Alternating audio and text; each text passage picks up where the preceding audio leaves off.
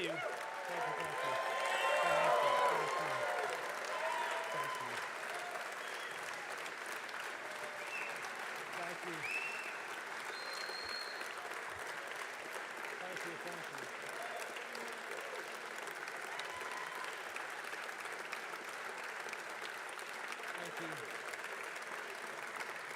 Thank you. Thank you.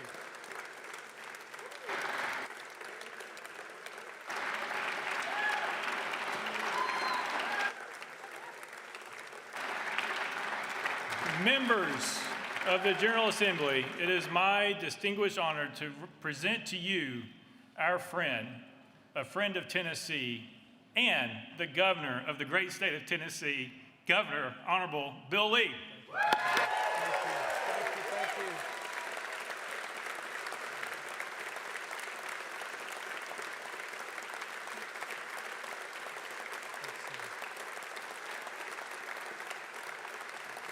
Thank you. Thank you. Thank you. Thank you. Thank you, sir. Thank you. Thank you. Thank you.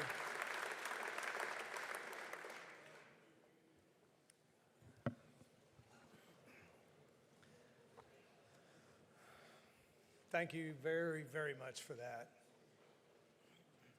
Lieutenant Governor McNally, Speaker Sexton, Speaker Pro Tem Hale, Speaker Pro Tem Marsh, members of the 115th General Assembly, justices of the Supreme Court, senators, constitutional officers, cabinet, and my staff, and my friends, and my family.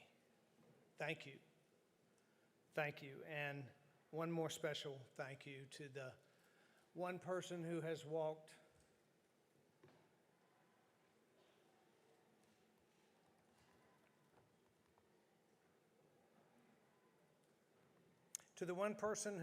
every step of this journey with me, serving her state with grace and strength and dignity, the First Lady and my precious wife, Maria Lee.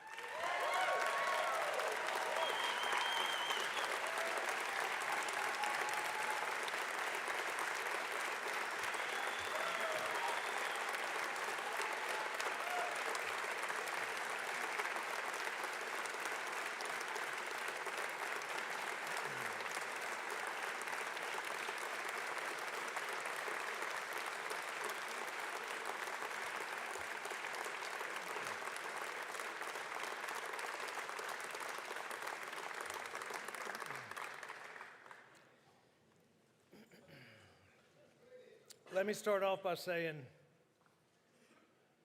this is an unusual week. Many of our state have experienced real challenges in the past week due to Winter Storm Fern.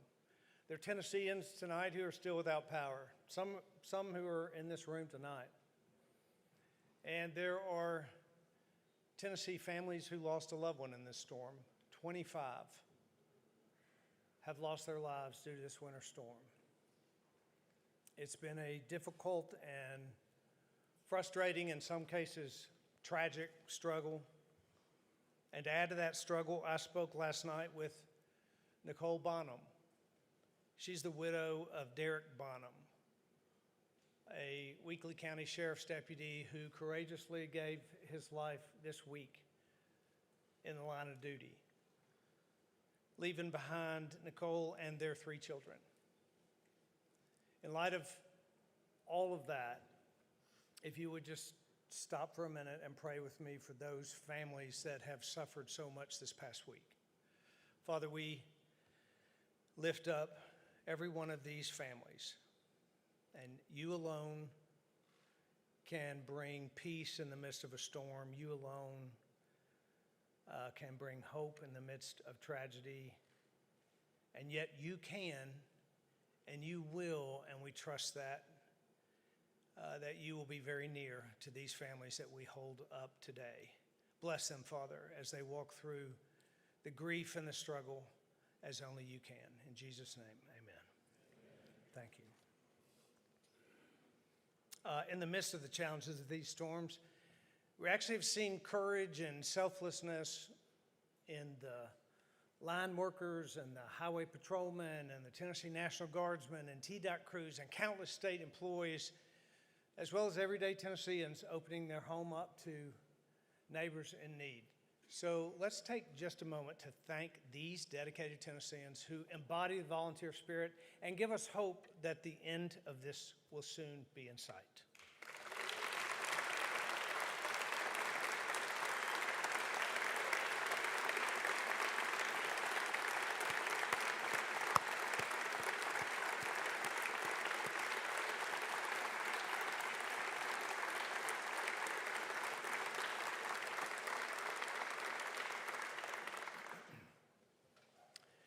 In 2019, when I walked through those doors into this chamber for the very first time, I had great excitement about what we together could and would deliver for the people of Tennessee.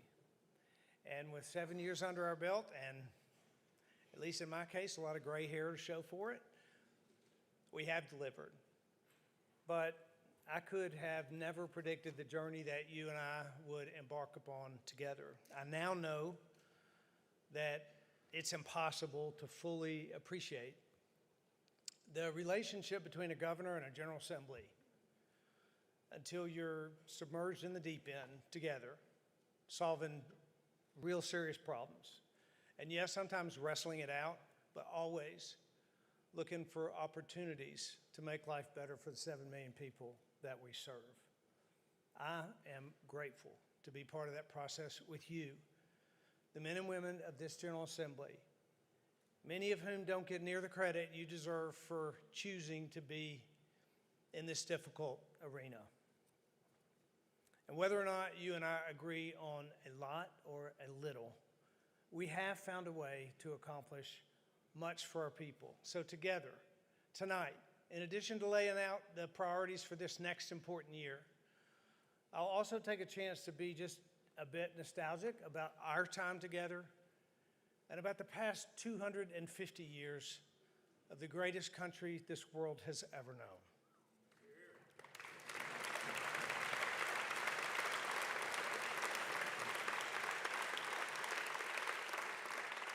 I want to start by looking back at just a few of the things that you have accomplished in the last 7 years. You drove Tennessee's poverty rate below the national average for the first time in history. You reached the lowest recidivism rate. You created the best business environment in America.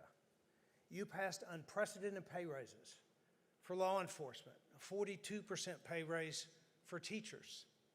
In the middle of your work, you responded to tornadoes, floods, a pandemic, a Christmas bombing, a hurricane, and ice storms.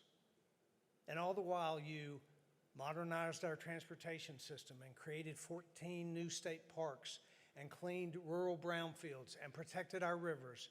And I could go on all night, but this is the state of our state. And you deserve credit for so much. Thank you.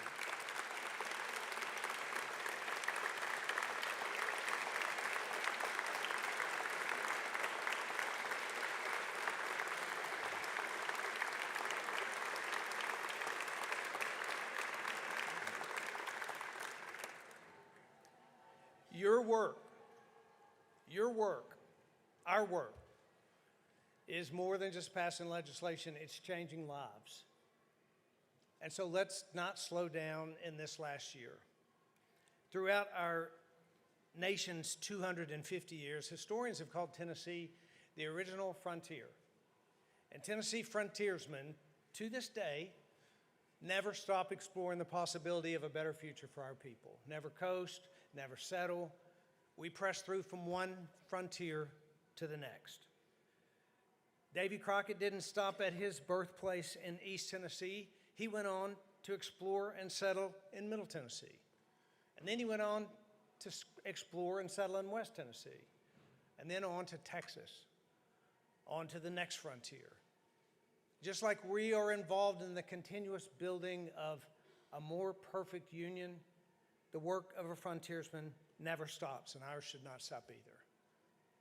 Being governor has afforded me the opportunity to experience things that I never could have prior, like witnessing the adoption ceremony of a foster child, or the heartbreaking but powerful experience of praying with a family who just lost everything in the Waverly flood, or taking a call from the COO of America's most iconic automaker and hearing them say, "We decided to come to Tennessee."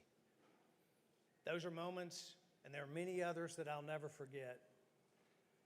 Just like the moments that I just spent with Tennessee soldiers who had just spent 7,000 miles away from their families for Christmas.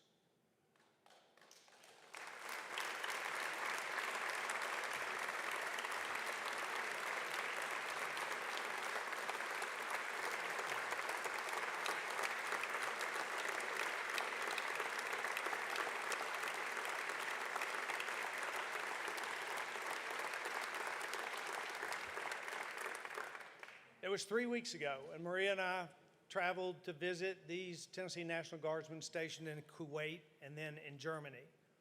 We slept in the barracks, we ate in the mess hall. We witnessed life for your and my neighbor a long way from here, protecting and defending the liberty and freedom that you and I enjoy right here in America. You know, volunteer spirit's more than just a tagline. It's a value, and it's unique to Tennesseans, and it's passed down from generation to generation. And when you meet someone who embodies that spirit, you won't forget it. And I won't forget them. Today's example of Tennessee's contribution to 250 years of America's freedom.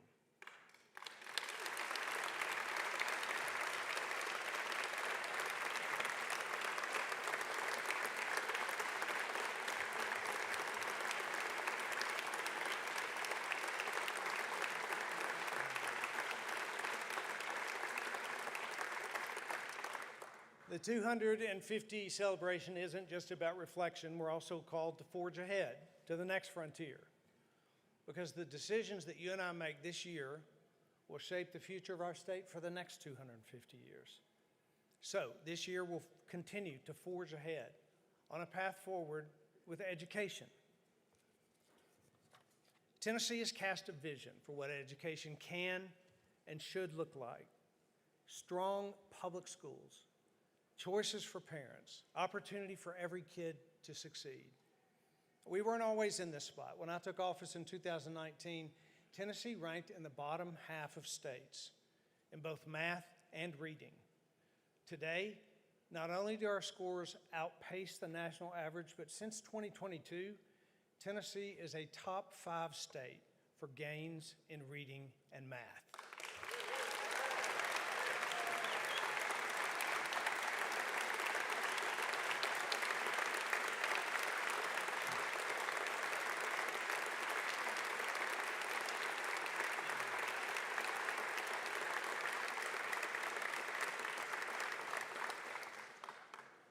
It didn't happen by accident. First, we made an historic investment of more than $2.5 billion in our public schools. That's a 50% increase. And I'm proud that this year we are proposing in the budget an additional $340 million directed to our public schools.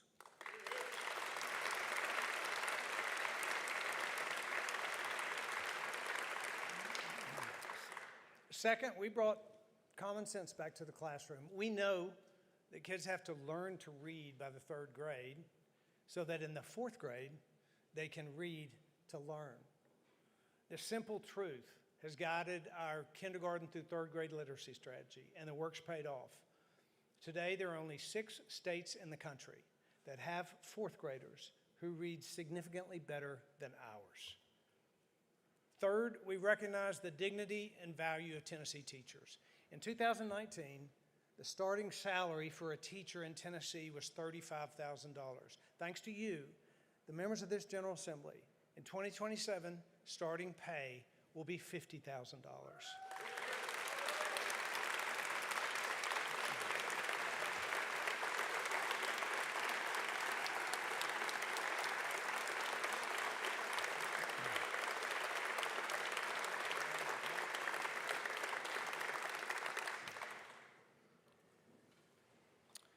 And finally, last year, we gave families school choice with the Education Freedom Scholarship Program because we know that parents know best.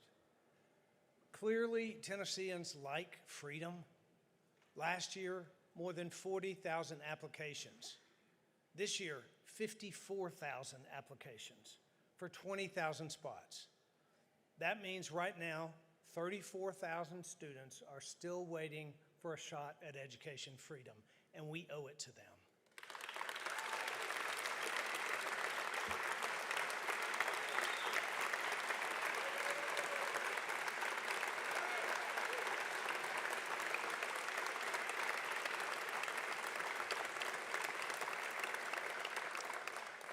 We don't have to look too far to see how education freedom is changing lives. Down the road in Antioch, Tennessee, 77% of the students enrolled at Lighthouse Christian School are there because they received a scholarship from the state.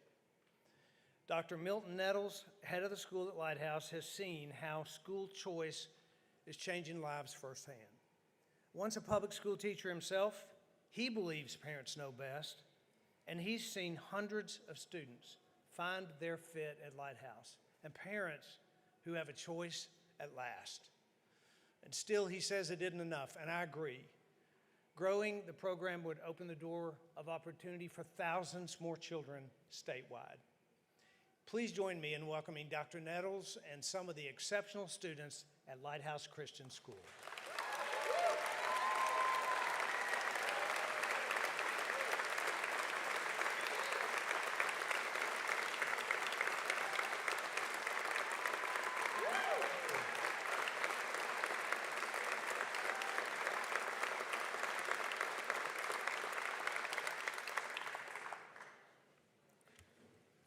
This is why we should empower parents. This is why we need education freedom. And this is why we should, at the very least, double the amount of scholarships this year for Tennessee students.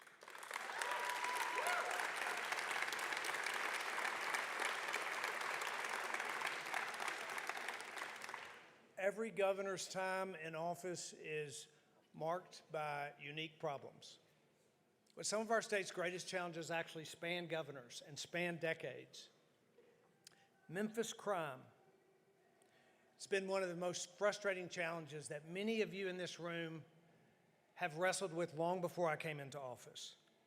I've loved Memphis all my life. I grew up spending summers there with my cousins, riding bikes off of Get Well, where they lived, through neighborhoods of a great American city that is legendary worldwide. And it saddened my heart to see over the decades that Memphis kids can't live that same safe experience. From day one, we've looked for opportunities to create change in a city that's more than worth fighting for. And over the years, good faith efforts have resulted in incremental progress, but that deserves recognition. But the Memphis Safe Task Force has fostered an unprecedented collaboration between local and state and federal partners that's nothing short of extraordinary. The federal resources delivered by the Trump administration, the dozens of agencies working side by side, the relentless bipartisanship that has proven all the critics wrong. This Herculean effort has in fact created generational change in Memphis.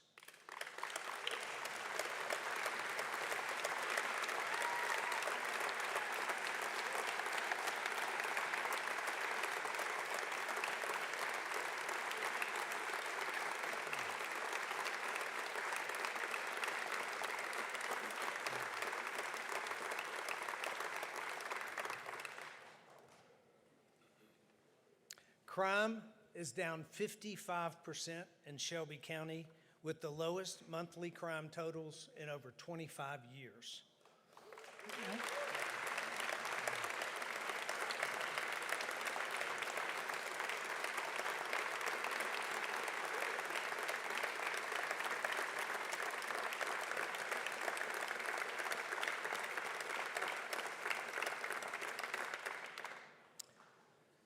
More than 5,500 criminals have been arrested, and remarkably, dozens of missing children have been found. Last fall, As part of the task force, the TBI and partner agencies established the Missing Child Unit. It's a specialized group dedicated to locating high-risk missing children and returning them to safety. This mission, led by Special Agent Emily Kiefer, resulted in the recovery of 146 missing children in Memphis.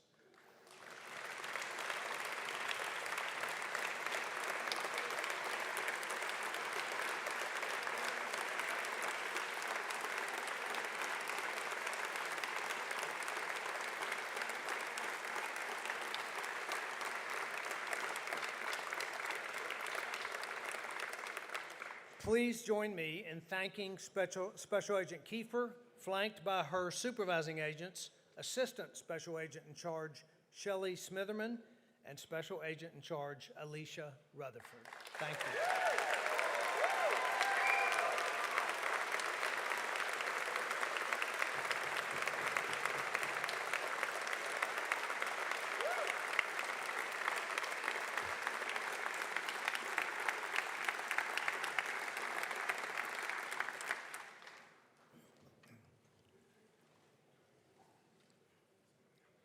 Now we got to make it stick.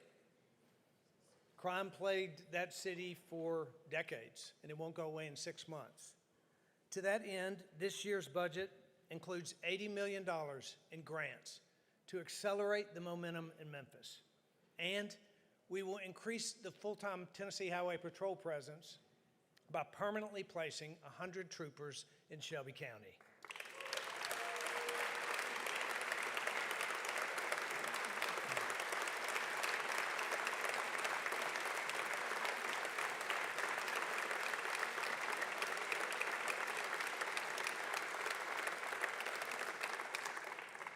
Of course, safe neighborhoods don't just belong in Memphis. This should extend to every Tennessee community. It's why you'll see funding in our budget this year to strengthen trusted nonprofit partners all across the state, partners that run at-risk youth employment programs and provide reentry support, all to stop crime in Tennessee communities at the source.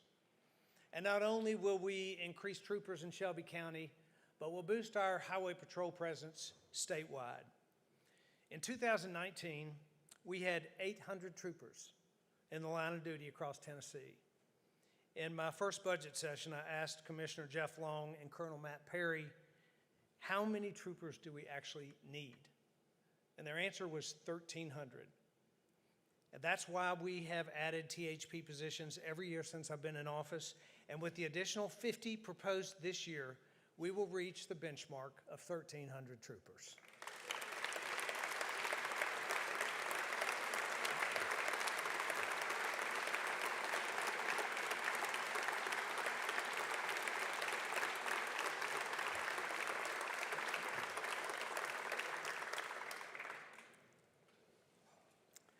You've heard me say many times that what happens in rural Tennessee matters to every Tennessean. Together, we've acted on that belief. From my very first executive order for rural counties to investing hundreds of millions of TennCare shared savings dollars to strengthen rural health care. And we all know how hard this issue of rural health is. And while we've made some progress, we have much more work to do to deliver better care closer to home. We now have an opportunity like we haven't seen in decades. Thanks to the Trump administration, resources have become available through the Rural Health Transformation Fund, awarded just 1 month ago, that'll provide Tennessee with $1 billion over the next 5 years to transform healthcare in rural communities all across our state.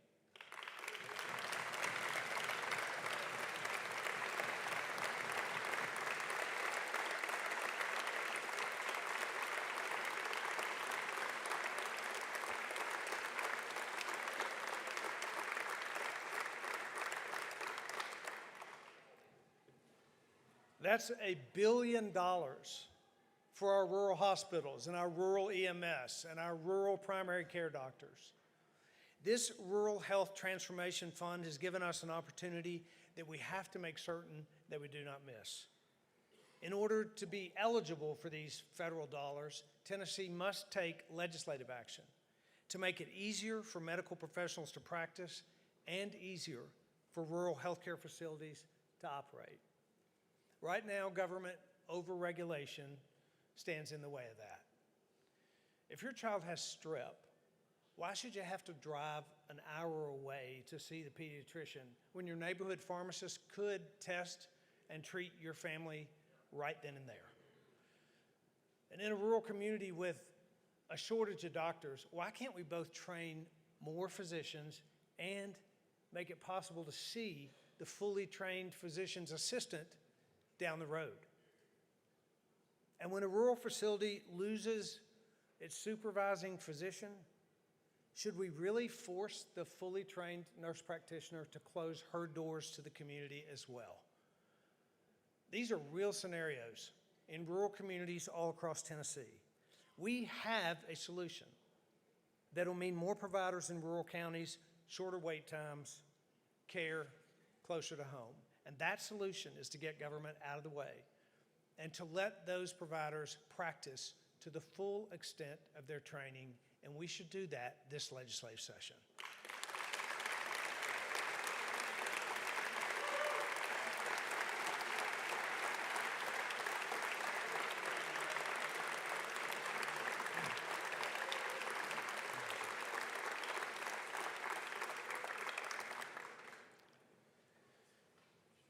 But it's not just about letting providers practice. We also have to let them open their doors in the first place. Rural Tennessee's growing. Our communities need more options. But right now, if a doctor wants to open a new clinic in a rural county, or if your hospital wants to build an imaging center closer to the families that need it, existing certificate of need laws make that nearly impossible. These laws were created over 50 years ago to prevent hospital overbuilding, but today what they do is block investment. They limit competition.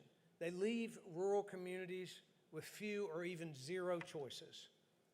Since the year 2000, certificate of need laws have turned away nearly $1.5 billion in healthcare investment in our state. Those are clinics that were never built, beds that were never added, care that never came.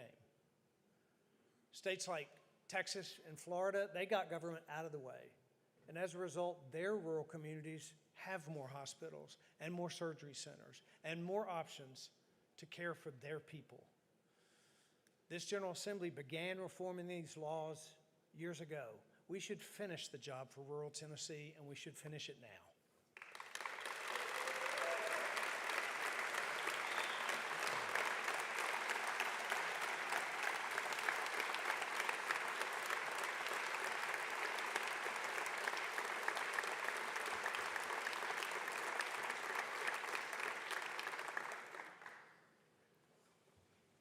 When Maria and I drove an old RV around the state almost 9 years ago, I said then that what Tennesseans care about most is having a good job and a good school for their kid and a safe neighborhood. Seemingly simple things in life that in fact make the biggest difference. Well, tonight we've talked about good schools for our kids and safe neighborhoods, but when I consider the state of our state, one of the most important things that we can do is create opportunity. And for Tennesseans, that means a good job. And that starts with economic development. I want to remind you, the members of the General Assembly, what you have done in the last 7 years to improve opportunity for our neighbors all across Tennessee. The perfect example of this life-changing opportunity is Blue Oval City. For decades, many called the mega site a hopeless piece of land, but we never gave up on Haywood County. And now it's home to one of the most vibrant, job-creating economic projects in the country.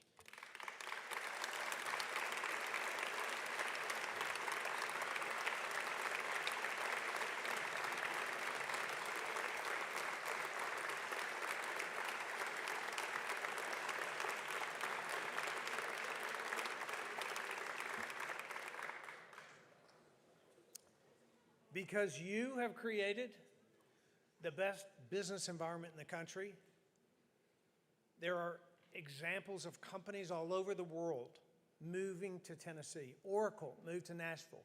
XAI is in Memphis. Arano is in Oak Ridge. In-N-Out is in Tennessee.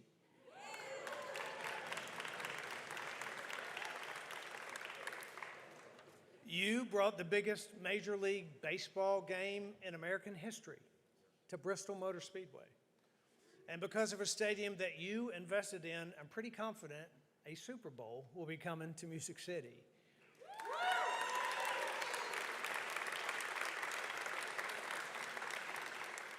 We have been a top 5 moved to state for years now.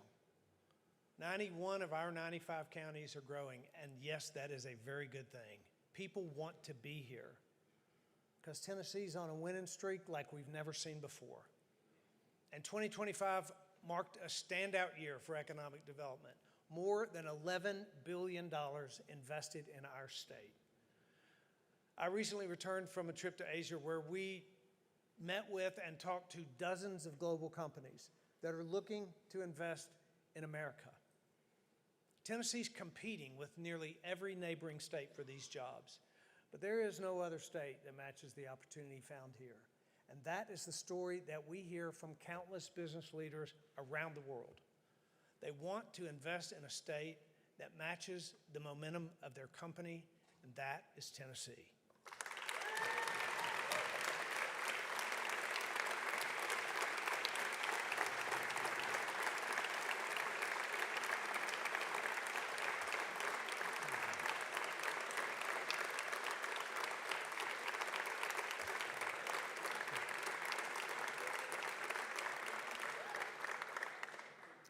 You all have done this. You have created this environment. Fiscal responsibility may not make headlines, but it is the #1 reason why Tennessee's leading the pack. We balance our budget, we grow our savings, we spend wisely, we cut taxes. Consider this, over the last 8 years, our state's revenues have increased by more than 50%. But over those same 8 years, with the exception of boosting law enforcement, we have actually reduced the number of government employees by 1,100. That's fiscal stewardship.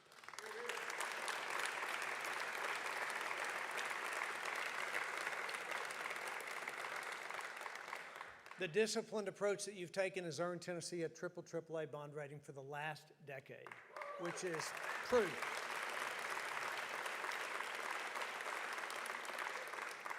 It's proof that smart management keeps our state strong. And what does that mean? 300,000 new jobs. That's more than a time card, more than a paycheck. Every new job created is an opportunity for a better life, not only for the Tennessean who's employed, but also for their spouse and for their children, and a hope and a future for their grandchildren. Thanks to your work, that opportunity is found in every corner of our state, from our urban centers to Tennessee's rural towns. Did you know that since 2019, Memphis ranks #1 for the highest number of economic development projects? And at the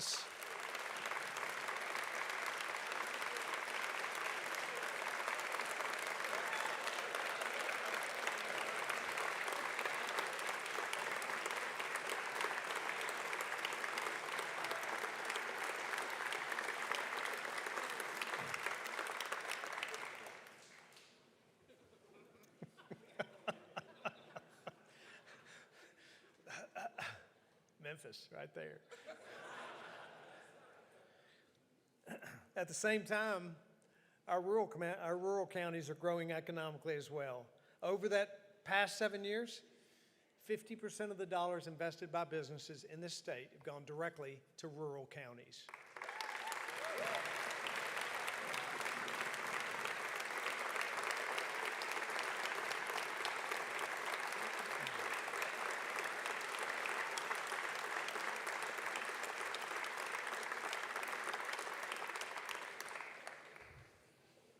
That kind of success doesn't happen by accident, and it takes skilled workers. How do we get them? Thanks to you. They were on a TCAT wait list that got funded by $1 billion investment that you approved. Their community college received a gift grant, or their high school CTE program taught them how to weld. This commitment to our workforce is the reason why companies are creating thousands of jobs all across Tennessee, changing lives from Unicoi County to Union City. But our work doesn't stop there. We have also made Tennessee the global epicenter of nuclear energy. Talk about a new frontier.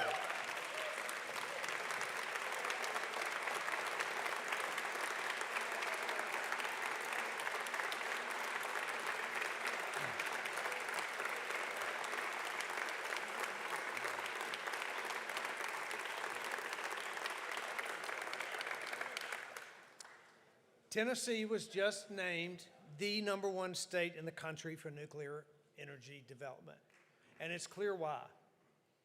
Tennessee's nuclear fund that you helped to create has already recruited $8 billion in investment from leading nuclear companies around the world, creating thousands of new jobs, and more are on the way.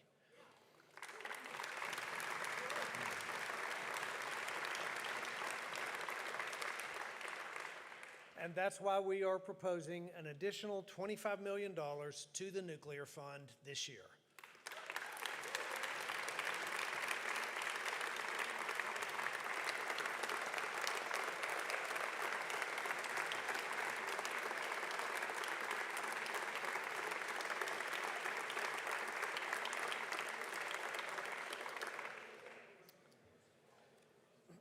Tennessee's nuclear energy innovation is unlike any other state in the country.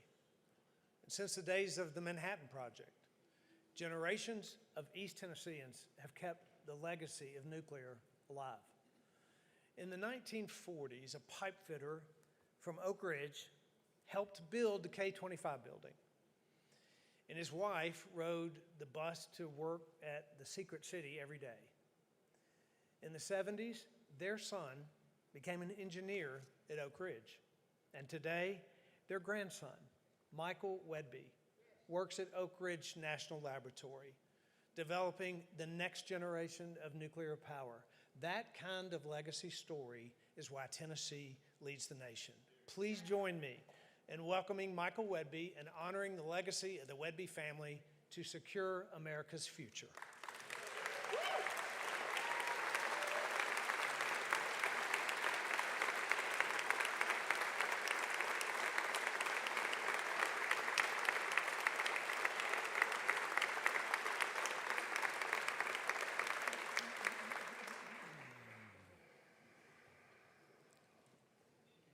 That legacy lives on today at the Clinch River site, where 5 years ago, we set out to be the first state in America to build a small modular reactor.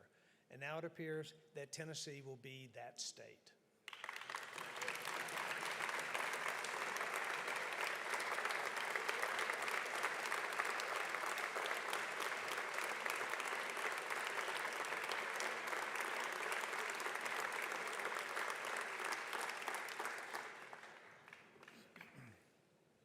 We also have a vision that Tennessee will both power America and be the catalyst for solving America's most complex problems.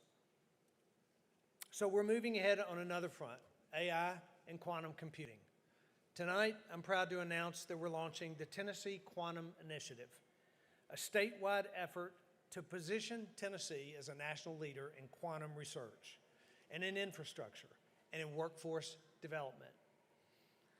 Now, we all know that elaborating on quantum would make a State of the State speech, especially this one, too long. So you'll hear more about that later, but let me just say this. They've called Tennessee the original frontier. Now it's time that we are the future frontier as well.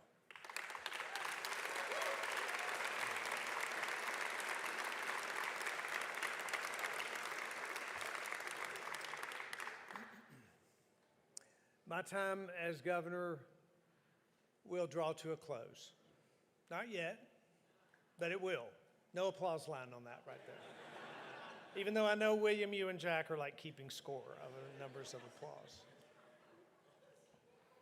But while my time is closing, Tennessee, however, is actually accelerating. Just like in 2019, when we started together, the opportunity before us is greater today than we could ever imagine. In my first inaugural speech, I recalled how a young man and his family settled on the banks of the Cumberland River in 1796, the year the great state of Tennessee was formed. And some of you will remember that the man that I referred to was my seventh great-grandfather, Braxton Lee. Once again, here we are, Tennesseans, standing on the banks of the Cumberland. Great challenges and great opportunities before us, as in need of the wisdom and the favor of God as much as ever, and with a deep commitment to each other. When we walk out those doors tonight, we'll have one more year together to keep climbing, to move higher to even better ground. Tennesseans 250 years from now, what will they say of us? Were we strong and courageous, faithful and committed and certain? Did we come together to meet the challenges that we face with courage and optimism and a belief in each other? If we meet the challenges of this moment, just as we have for the last 7 years together, future generations will too say of us, they were Tennesseans. It has been the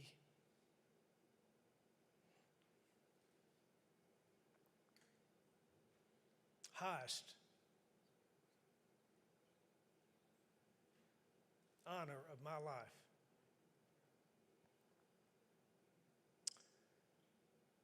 to serve alongside you. And I will cherish our final year together. And I will pray that in that year, the Lord would grant his favor and his blessing on the people and the places that are the great state of Tennessee. Thank you.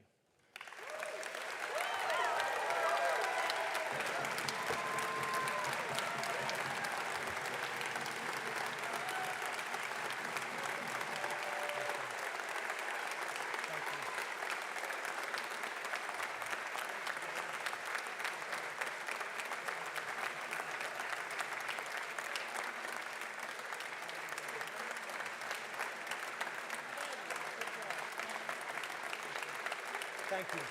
Thank you.